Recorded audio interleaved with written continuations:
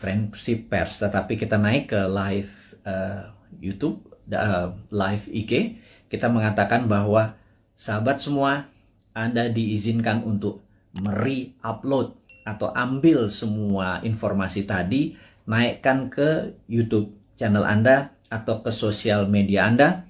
Kalau Anda mendapatkan AdSense, Anda mendapatkan benefit iklan, apapun ambil 100%. Tapi mohon jangan menggunakan nama yang menjadi trademark dari Bosman seperti nama Bosman, Mardigu, Wowi, Sontoloyo, dan lain sebagainya. Anda semua mengerti.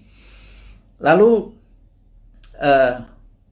kita melakukan hal yang seperti rutin kita lakukan. Kita memberikan pelajaran-pelajaran yang mungkin lebih spesifik. Kita memberikan julukan kepada orang-orang yang setuju dengan prinsip kita dengan nama New Mind. Sekarang pertanyaan, New Mind itu apa? New Mind adalah yang mereka mempunyai pemahaman terhadap New Economic Model. New Economic Model. Kita adalah kaum secara ekonomi tidak lagi berkiblat pada Adam Smith dan Keynesian. Kita menyebut diri kita adalah post-Keynesian atau Keynesian yang sudah kita lewati. Dan mazhab kita ini dipakai oleh Michael Hudson atau Hudsonian. Michael Hudson dengan Hudson Institute-nya tahun 1971 menyarankan pemerintahan Nixon untuk melepas jaminan emas dalam memprinting dolar. Kemudian menggunakan petroleum untuk printing money sebagai underlying dolar, dan hutang negara-negara lain untuk printing dolar. Sejak tahun 1971, Amerika awal menjadi negara superpower dan terus mengontrol dunia dengan energi dan currency. Kemudian Michael Hudson ngajar di Peking University tahun 1989.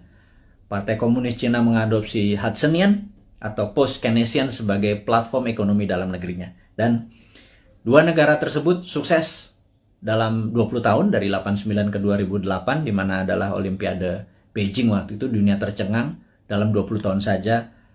China atau Tiongkok sudah menjadi negara sangat besar atau superpower. Dan dua negara tadi, Amerika dan Tiongkok, menggunakan New Economic Model berbasis ajaran dari Michael Hudson yang saat ini yang terkenal adalah muridnya namanya Stephanie Kelton. Dan itulah orang-orang yang kalau nanti 2024 kita mendapatkan kepercayaan, mungkin penasihat ekonomi kita adalah Michael Hudson dan Stephanie Kelton yang akan membawa Indonesia menjadi punya model baru, New Economic Model, di mana kita mungkin negara kita tidak ada interest atau bunga lagi, pajak turun gitu ya, berbeda dengan sekarang yang pajaknya naik. Hal ini adalah karena kita New Economic Model. Jadi New Economic Model kita menyebut diri kita sebagai New Mind. Kemudian New Mind memahami apa yang namanya geopolitik. Geopolitik adalah sebuah kekuatan geografi dari negara kita untuk kekuatan berpolitik terhadap negara-negara lain. Jadi saat ini misalnya kekuatan geografi kita untuk politik untuk menekan Singapura, menekan ASEAN, menjadi kekuatan di tengah, memanfaatkan Selat Malaka untuk keuntungan ekonomi, saat ini tidak dilakukan selama 20 tahun pemerintahan yang ada. Kenapa saya sebut 20 tahun? Karena 20 tahun adalah ukuran yang harus kita patokan. Jadi Dubai dibangun dalam 20 tahun, Beijing dibangun 20 tahun, Tiongkok, kemudian banyak negara yang dalam 20 tahun menjadi negara besar. Jadi kita tanya sekali lagi, Ibu Mega, alhamdulillah Anda sudah 3 tahun menjabat sebagai presiden ke-5, kemudian Pak SBY selama 10 tahun, terima kasih Anda sudah 10 tahun membawa negara ini. Kemudian terakhir adalah saat ini Pak Jokowi dengan 7 tahun, jadi total sudah 20 tahun.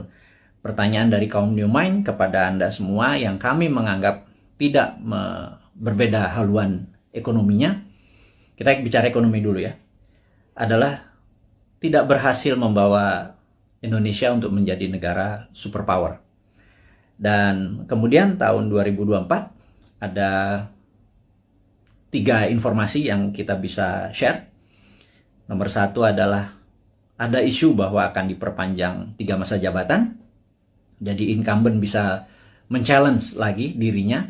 Dan di sini saya ragu apakah nanti tahun 2024 Anda menang juga gitu ya. Tapi nggak apa-apa, itu adalah fair fight. Jadi kalau kita nih kaum New Mind mendadak nanti challenge-nya dengan incumbent, mungkin menarik karena kita menang atau kalah pun dari yang the best gitu ya.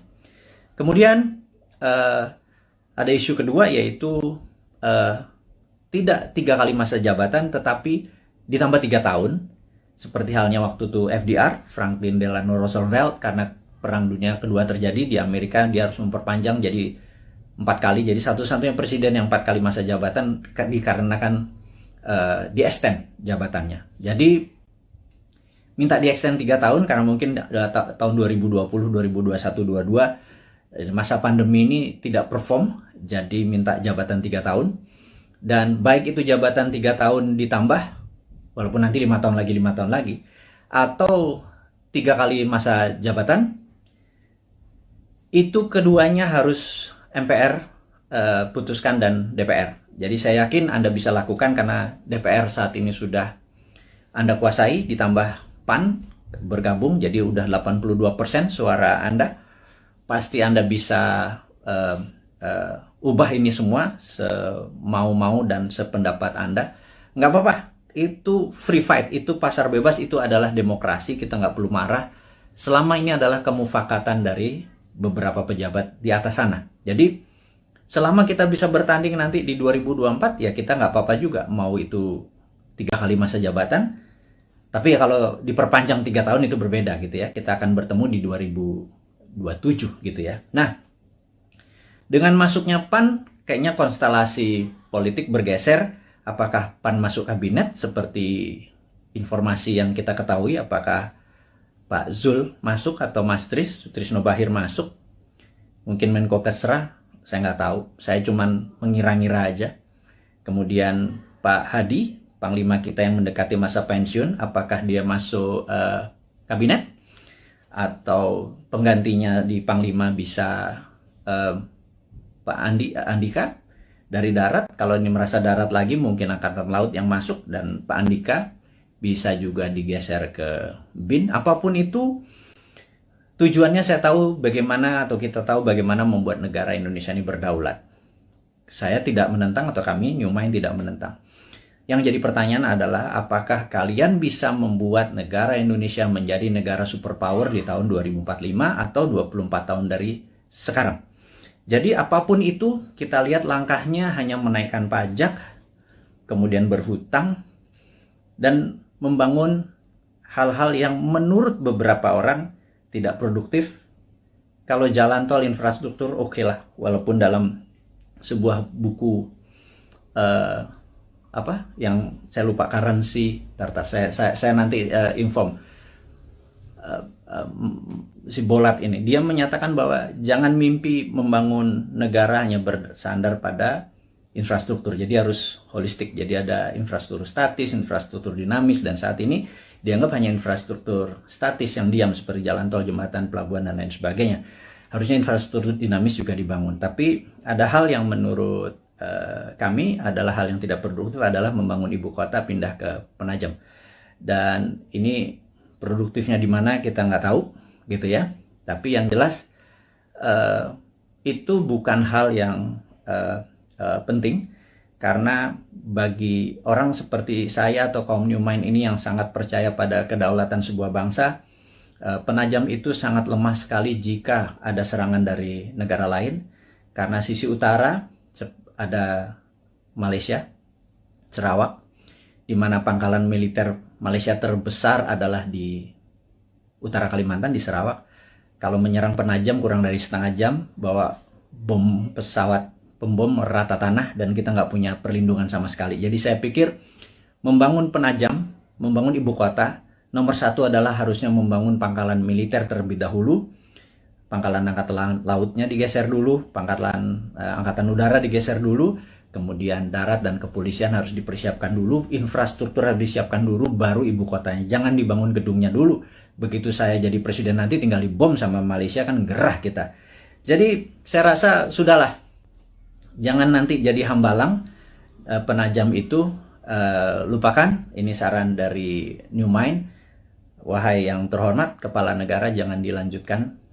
Kita mengutamakan adalah masalah pandemi dulu gitu ya. Nah, kita masuk ke topik berikutnya adalah, masih topik yang pertama adalah yang jelas YouTube channel kita kemudian diserang lagi berkali-kali sampai kita bingung. Maksudnya bingung nih gini.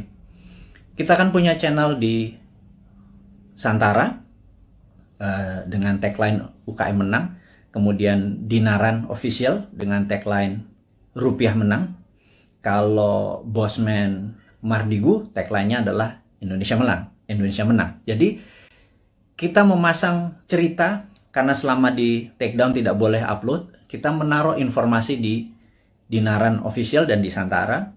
Kemudian begitu kita boleh lagi memasang, kita memindahkan informasi di Dinaran tersebut official ke Bosman Mardigu dan itu di take down juga. Itu kita heran, berarti memang YouTube kita memang ditarget gitu ya, sampai kita kebingungan. Karena apalagi yang ditarget, karena benar-benar kata-kata yang kita taruh, bahkan jualan emas, jualan dinaran, akan mempromosikan emas sebagai alat bayar atau bukan sebagai alat tukar, itu pun di take down. Jadi kita pikir kita akhirnya diserang lagi. Kali ini menarik, katanya kita melanggar konsensus WHO. Kita ngecek langsung video mana yang melanggar konsensus WHO. Ternyata di salah satu video, nggak di salah satu, ada 5 video kita tentang BPOM dan vaksin dan COVID. Di situ kita terang-terangan mengatakan kita mendukung vaksinasi, tetapi kita lebih mendukung terapi imunitas. Alias, mereka dites titernya dulu, di mana kalau titernya 150 ke atas atau 200 ke atas, tidak usah vaksin karena antibodinya tinggi. Jangan semua orang dihajar titernya rendah atau tinggi, dihajar semua pakai vaksin, sehingga terjadi pemborosan.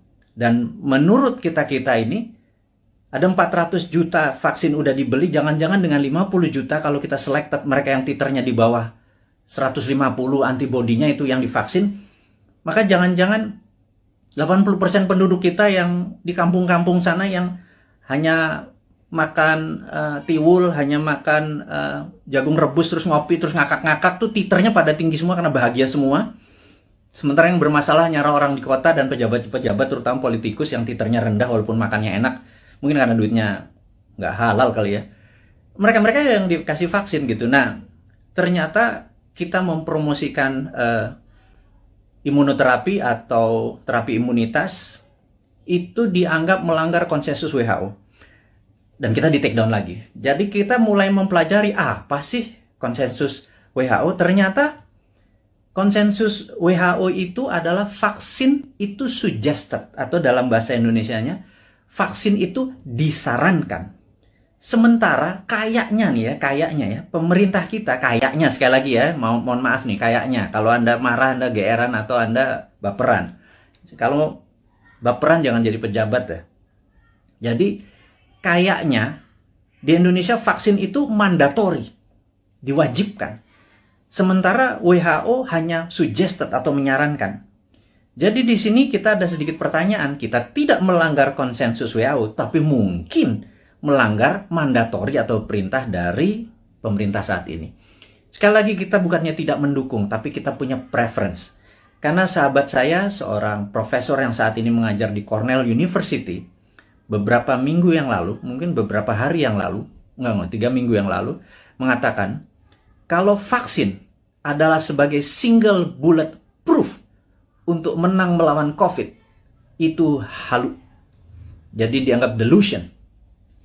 Jadi menurut beliau, kalau kita menganggap atau kita berpikiran bahwa untuk menang melawan virus corona ini, vaksin adalah satu-satunya single bullet proof, itu delusion. Jadi itu kata-kata sebenarnya cukup sadis gitu ya. Karena sebenarnya ada banyak cara untuk selain vaksin. Taliban itu nggak pakai vaksin, nggak pakai masker tuh, nggak ada yang satupun yang kena. Taliban, COVID-nya takut sama Taliban, itu aja berpikir sangat sederhana. Nah, jadi sahabat semua, akhirnya kita singkatnya adalah di take down forever, permanen. Jadi mendengar hal itu terjadi, RIP, rest in peace, kita dalam waktu 4 jam langsung membuat Bossman Mardigu official. Dan entah bagaimana, tahu-tahu ada 5-6 akun mirip-mirip, ada Mardigu Wowi official, Mardigu Bossman Mardigu unofficial, apapun itu. Saya minta dengan segala kerendahan hati dan dengan segala hormat Anda untuk mengganti dengan nama, jangan pakai trademarknya Bossman. Sekali lagi saya dengan hormat memohon Anda untuk mengganti, karena saat ini orang begitu membuka akun tersebut menjadi tidak terdistract gitu ya dengan penampilan Anda tersebut. Saya tahu niat Anda baik, tetapi saya sudah wanti-wanti, jangan pakai nama trademarknya Bossman, tapi videonya Anda upload, Anda re-upload, Anda share, Anda berhak atas itu semua. Tidak ada hak paten atau right yang saya tuntut, tidak ada. Tetapi jika ada orang keberatan, sayalah keilmuan tersebut yang akan dipertanyakan. Jadi Anda tidak akan bertanya. Jadi sekali lagi, saya mohon maaf untuk Anda. Saya minta dengan segala hormat untuk mengganti channel tersebut, sehingga Bossman Mardigu official adalah satu-satunya akun. Dan ke depan kita akan punya gaya lain, punya genre lain, punya aliran lain, demi membuat Anda semua mengerti otot atau muscle knowledge atau otot bernegara yang lain yang akan kita ajarkan, yang akan membuat kita menjadi negara besar superpower di 2045. Dan di sini Anda akan selalu mendengarkan kata-kata berulang, yaitu New Mind 1, nomor 2 adalah 024, di mana kita target 024 adalah New Mind sudah mendapat mandat. Itu bukan berarti Bossman atau seorang Mardigu menjadi presiden, tapi kita berharap dalam 3 tahun ke depan, ya, kemarin kita udah punya 171 juta viewer. Kalau satu orang menonton 10 video Bossman, maka ada 17 juta sahabat Indonesia yang sudah menonton video Bossman. Kalau kita menarget 1 miliar viewer dengan teman-teman, ada sekitar 100 akun bersama-sama. Kalau 1 miliar viewer ditonton, maka kalau satu orang nonton 10, ada 100 juta warga Indonesia sudah terkena dengan New Mind. Saya harapkan secara pribadi 70% menerima konsep tersebut. Kalau 70% menerima konsep tersebut, ada sekitar 70 jutaan orang. Itu sudah hampir 50% dari mata pilih di 2024. Dan inilah yang menentukan course atau Indonesia mau kemana nantinya. Maksudnya begini, sahabat semua, sahabat muda, saya mengkhususkan Anda yang berjiwa muda dan masih muda, yang saat ini umurnya 40 tahun paling tua atau 40 tahun ke bawah. 3 tahun lagi paling tua adalah 43, 45 mungkin ya. Dan Anda yang berusia 45 tahun ke bawah, di tahun 2024 Anda adalah merupakan 71% mata pilih. Sebenarnya Anda lah yang menentukan negara Indonesia ini mau kemana. Masih bergantung pada IMF? Monggo. Masih berhutang? Monggo. Pilih aja siapa-siapa yang kira-kira mirip-mirip dengan genre-genre atau aliran 3 presiden terakhir. Pak Bu Mega, Pak SBY, dan Pak Jokowi gitu ya. Atau Pak Jokowi itu sendiri. Jadi, kalau Anda masih mau miring ke Tiongkok, pilihlah yang kita sebut para old mind. Jadi, kalau nanti di 2024 Anda masih memilih old mind, ya nggak apa-apa juga gitu ya. Ya sudah, saya secara pribadi tidak kalah, tidak menang. Tapi saya akan bilang ke anak cucu kita atau kita semua ya saat ini, yang hampir 7.000 sahabat yang saat ini bersama-sama menonton live IG-nya Bossman ini. Saya mohon dengan amat sangat, Anda fight untuk hak Anda, Anda fight untuk cucu turunan Anda, sehingga nanti Anda berkata bahwa anakku atau cucuku, dulu eyang, dulu mbah, dulu Pak Ade, dulu apapun itu, kita fight untuk membawa Indonesia dengan memberi pelajaran baru supaya Indonesia menjadi negara berdaulat superpower di 2045. Tapi kami kalah. Di 2024 ternyata yang dipilih adalah old mind juga.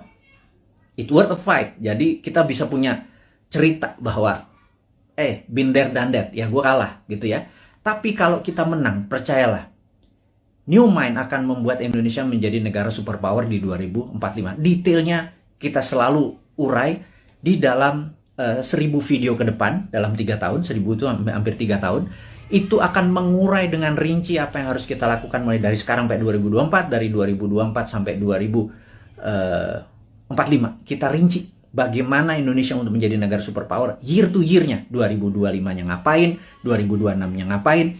Saya tidak yakin bahwa satu orang pun yang saat ini mencalonkan atau ingin menari menjadi presiden atau menjadi wakil presiden di 2024 punya konsep untuk membuat Indonesia menjadi negara superpower. Saya ragukan itu. Karena yang mereka lakukan adalah populerisme. Ingin menjadi populer, dengan populer mereka diharapkan mengambil hati rakyat, terus mereka memilih. Yakin kita nanti begitu dia jadi, dia bingung mau diapain negara ini gitu ya. Beda dengan New Mind. New Mind tidak ingin menari untuk menjadi presiden, tetapi konsepnya yang akan kita bawa agar siapapun yang nanti menari di 2024 membawa konsep ini yang akan membawa Indonesia menjadi negara superpower di tahun 2045. Itu 24 tahun dari sekarang. Jadi kita harus bersiap-siap menuju ke tahun 2045, dan kalau kita mundur 2029 atau 2034 telat kita ya, sekali lagi.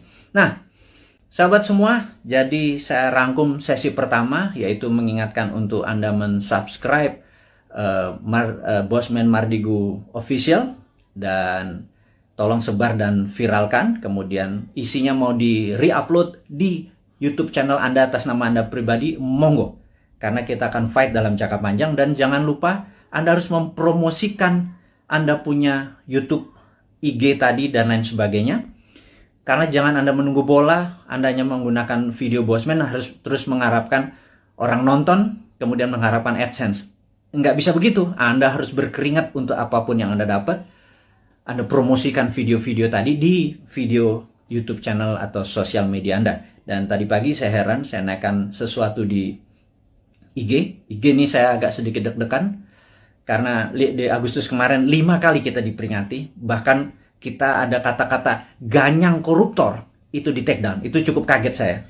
Jadi rupanya apapun yang ditulis, di caption oleh Bosman, bahkan video dari orang lain yang penontonnya cuma 300, kita ambil, kita upload di tempat Bosman, toto dalam 1 jam ada 100.000 viewer, captionnya kita mungkin berbeda dengan yang lain, toto di take down.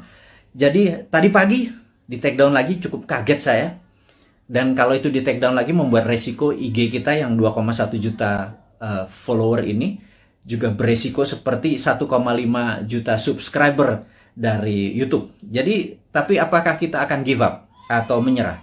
Sahabat semua, perjuangan kita tidak akan pernah menyerah walaupun kita mulai dari nol lagi, tetapi ilmu-ilmu kita dan ini pelajaran-pelajaran kita akan terus berikan. Kita tidak melawan, tetapi kita akan bekerja dengan dengan semangat kaum New Mind.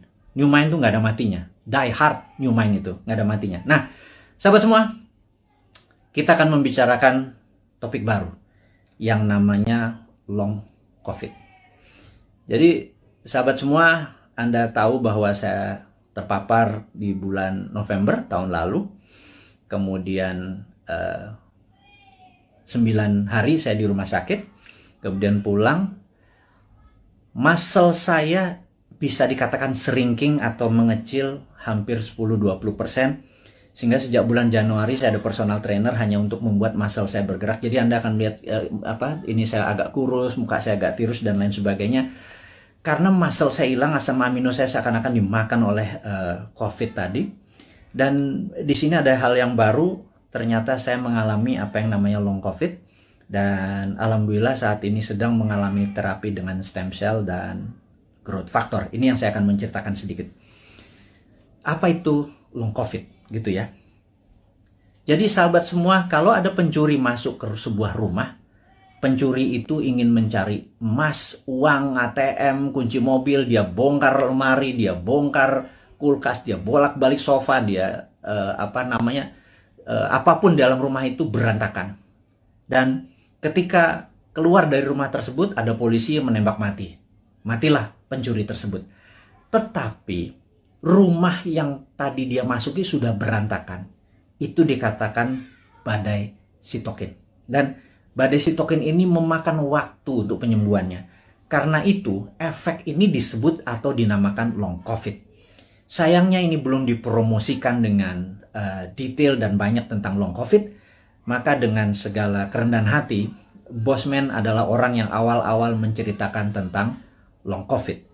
Jadi ada yang efeknya setelah 3-4 bulan, mereka mendapatkan rambutnya rontok. Atau lelo, agak lupa terus lemot otaknya. Ini kok gue ke lantai 2 mau ngapain ya gitu ya. Kemudian ada yang gulanya, yang biasanya normal 100, toto menjadi 300. Atau asam uratnya naik, atau setiap malam berdebar-debar gitu ya. Sahabat semua, ada 4 juta saudara kita terpapar COVID dan menjadi penyintas, sudah sembuh dari COVID-nya.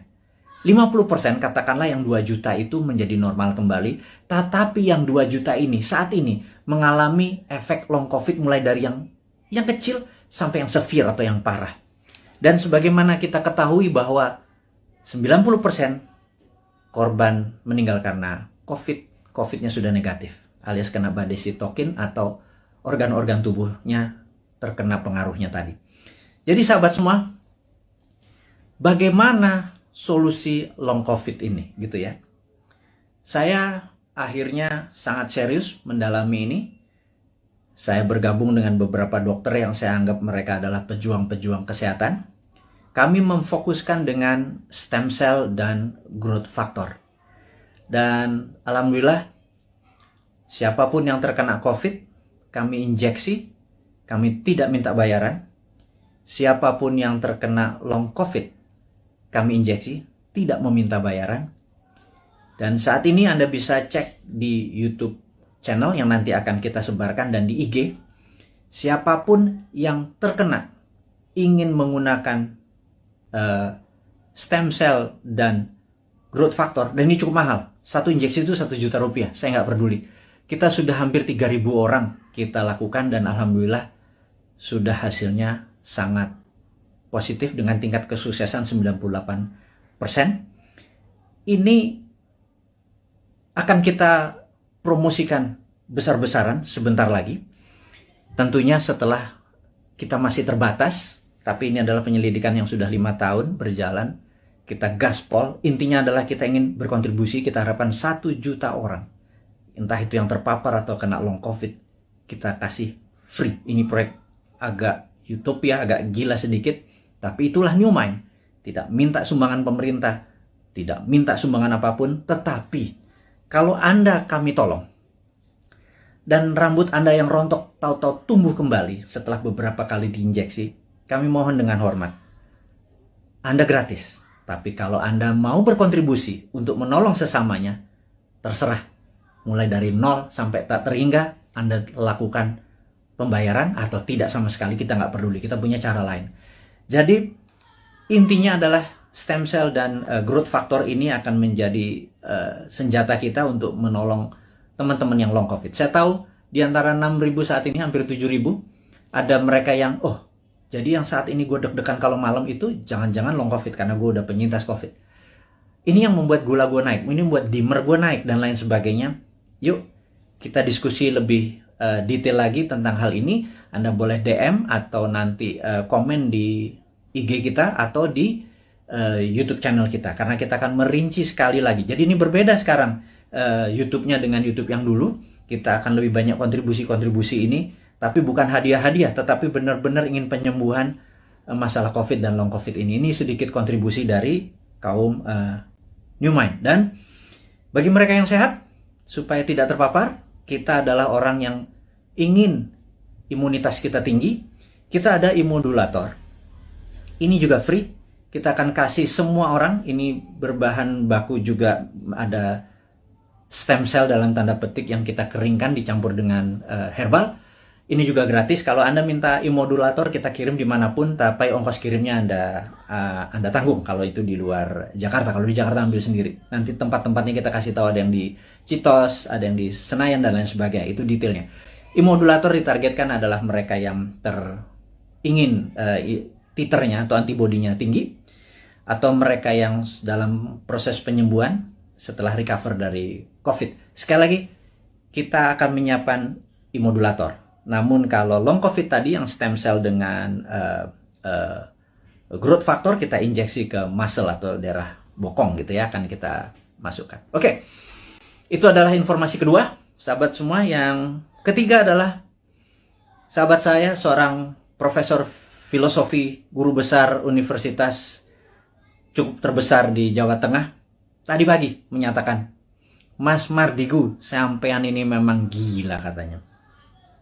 Anda benar-benar mendeklar diri Anda sebagai Westphalian. Saya begitu dikatakan saya sebagai Westphalian ini saya tertawa. Karena bagi orang seperti saya, no need an explanation tentang apa itu Westphalian. Jadi, tapi saya yakin teman-teman yang masih muda di bawah 40 tahun, mungkin yang memahami Westphalian ini cuman 5-10%. Ya udah, saya review apa, what the hell is Westphalian gitu ya. Jadi Westphalian ini adalah orang-orang yang mendukung. Ini adalah di abad 17, tepatnya mungkin tahun 1648. Ada Westphalian, sebuah kota yang sekarang di wilayah Jerman, Westphalia. Itu mengadakan treaty, perjanjian antara kaum monarki dengan nasionalis. Jadi disitulah masa keemasan awal kaum nasionalis yang nanti melahirkan demokrasi, dan masa suram dari kerajaan atau monarki. Dan sejak saat itu negara-negara Eropa perlahan-lahan monarkinya makin turun dan berakhir di Perang Dunia Pertama. Negara-negara menjadi nasionalis atau disebut nation state. Nation adalah negara, state adalah bangsa. Jadi negara bangsa adalah pemahaman Westphalian. Kemudian di Perang Dunia Pertama, Westphalian menguasai 80% dunia, monarkinya nggak sampai 20%. Kemudian di 1945, Perang Dunia Kedua, ada 100 negara lahir dan semua adalah Westphalian, sehingga monarki menjadi mengecil. Tapi orang-orang monark ini melakukan memutasi. Mereka menjadi raja-raja seperti Rothschild, Oppenheimer, dan lain sebagainya. Ada 13 raja-raja, keluarga raja-raja, dalam tanda petik, bukan raja beneran, tapi raja ekonomi. Nah, mereka inilah yang mulai menggarap dunia tahun 50-an, 60-an, 70-an terus. Dan mereka yang kita sebut sekarang dengan nama globalis. Jadi globalis ini anti-nation, anti-negara, anti-bangsa. Globalis hanya peduli pada NIK, nomor induk kependudukan. Mereka hanya peduli pada numbers dan sertifikasi. Jadi saya tidak menentang vaksin, saya menentang sertifikasi. Jadi ini jelas ya posisi saya ya. Saya anti sertifikasi, saya anti dimonitor, saya anti diikuti, dibedah. Kita kemana aja, masuk ke mall, keluar mall, masuk ke sini, kita dibedah, kita diikuti, dan ada nomor serinya. Itu adalah cita-cita globalis dari dulu. Kita sebagai kaum Westphalian yang nasionalis patriotik, kita menganggap bahwa mereka adalah common enemy atau musuh bersamanya. Dan globalis ini di belakang Tiongkok dan di belakang Amerika dan negara-negara lemah.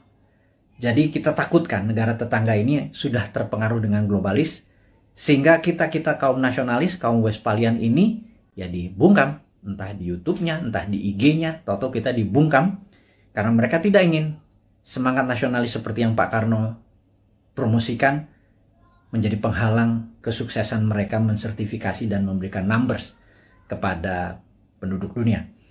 Tapi kata-kata guru besar tadi tentang kita adalah Westphalian dan diserang untuk dibungkam membuat saya tertohok. Intinya adalah benar juga ya. Jangan-jangan itu yang terjadi. Tapi apapun itu, kedepannya kita akan terus memberikan informasi kepada sahabat semua dimanapun Anda berada dengan ilmu-ilmu kekinian yang tujuannya adalah Anda di tahun 2024 yang 71% ini, saya minta dengan hormat menentukan apakah Anda mau membuat Indonesia menjadi negara superpower di tahun 2045 atau Anda tetap ingin Indonesia menjadi negara mediocre seperti saat ini di tengah-tengah dan di trap kena debt trap, kita nggak bisa kemana-mana, siapapun jadi presidennya, menjadi pemimpinnya, terborgol sampai tahun 2045. Anda bisa pilih itu semua, dan untuk itu saya mohon dengan amat sangat Anda promosikan ide-ide dari New Mind ini dengan siapapun. Kita challenge ilmu kita ini, kita lakukan studi lebih dalam lagi. Tujuannya adalah untuk membuat Indonesia berdaulat seperti kaum Westphalian atau nasionalis. Tapi kalau Anda memilih menjadi sama globalis, monggo juga 2024 kita memilih enggak, kita bukan nasionalis, kita setuju sama globalis, kita ikut Tiongkok, kita ikut Amerika, kita ikut IMF, kita ikut obor, kita ikut globalis, silahkan juga. Itu ada pilihan Anda. Tapi saya secara pribadi menyatakan diri saya anti globalis, saya Westphalian, saya nasionalis, saya patriotis, dan saya harap mereka-mereka yang mengadopsi New Mind berpendapat bahwa kita anti bunga, deposito kita tidak ada bunga, rupiah kita berputar, dan salah satu transaksinya kita nanti bisa menggunakan alat tukar baru yang namanya emas, di mana cadangan deposito emas kita cukup besar yang bisa menjadi underlying dari transaksi menggunakan emas. Ini adalah prinsip-prinsip New Mind. Sahabat semua, kita sudah bersama-sama hampir 1 jam. Ada 3 topik hari ini yang kita diskusikan. Saya harap video ini bisa Anda tonton sekali lagi untuk memahami maksud-maksud kita ke depan. Kita tidak anti vaksin, kita anti sertifikasi, kita dukung pemerintah dengan vaksinasi, kita dukung dengan strategi menyelesaikan masalah long COVID dan COVID dengan saat ini kita menggunakan stem cell dan growth factor, dan itu sifatnya free, kita dukung. Jadi kita menganggap bahwa vaksin sebagai single bullet proof itu harus ada solusi lain, jangan satu-satunya vaksin, yaitu kita menggunakan solusi dengan stem cell dan growth factor. Yang kedua, kita mengingatkan ada yang namanya long COVID. Long COVID adalah efek setelah terpapar COVID yang saat ini kita duga ada 2 juta sahabat kita, mulai yang terkena dari yang paling ringan hingga yang paling berat. Dan ini akan kita gratiskan semua pengobatannya, dan nanti diskusinya kita ada di DM, di sosmed kita, atau nanti akan informasikan ke YouTube. Terus subscribe YouTube kita, perbanyak YouTube kita, informasinya semua ada di sana. YouTube kita akan menjadi baru, sosmed kita akan menjadi baru, dengan tujuan untuk menjadikan Indonesia baru. Akhirul kalam, saya ucapkan terima kasih atas perhatiannya, mohon maaf lahir batin. Wassalamualaikum warahmatullahi wabarakatuh.